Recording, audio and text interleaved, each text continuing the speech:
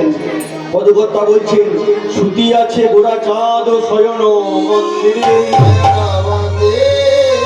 বিচিত্র পালঙ্ক সেজ অতি মনোহরে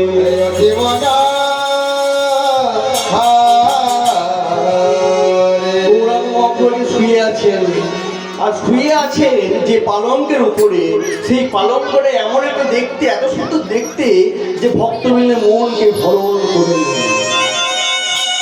মহাপ্রভু কেমন ভাবে শুয়ে আছেন পদকর্তা বলে বলি হলো সে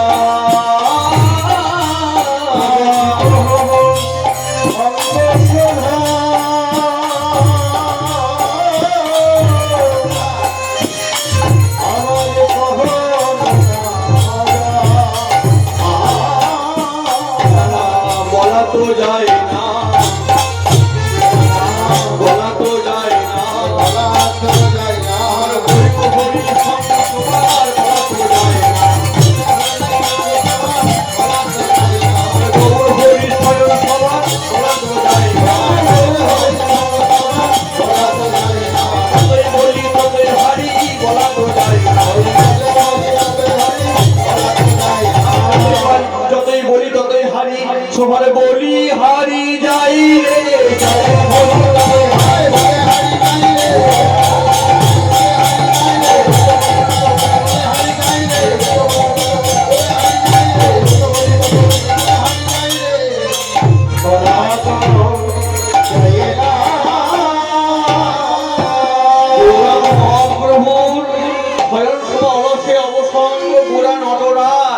কি জানি কি সেনা শোয়া কখনে না যায়।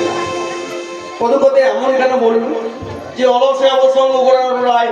আরে বাবা, যখন গৌরাঙ্গ মহাপ্রভু রাসলীলার মধ্যে নৃত্য করেছিল তখন বলা যেত গৌরাঙ্গ মহাপ্রভু রায়, নটশেখর, নটচূড়ামণি, নানা রকম বলা যেত। কিন্তু গৌরাঙ্গ মহাপ্রভু শুয়ে আছে, সেটাকে নটরায় কেন বলবো? পদকর্তা বলছে শোনো,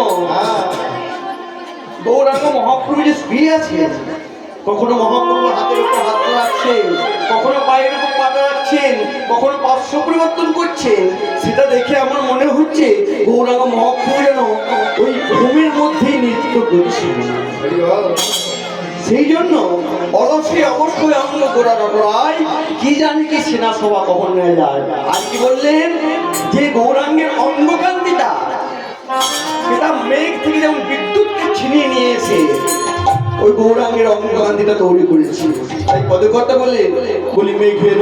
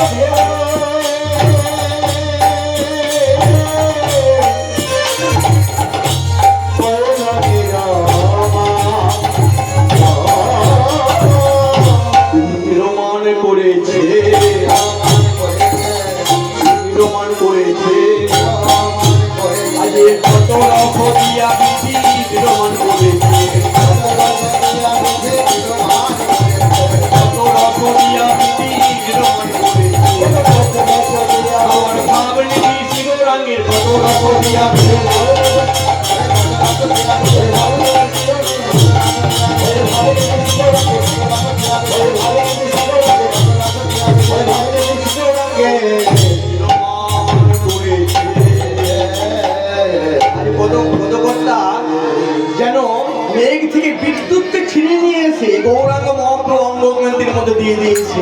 সেই জন্য গৌরাঙ্গের অঙ্গকান্তিটা একদম বিদ্যুতের মতো লাগছে দেখতে। আর কি বলি অতি মনোহর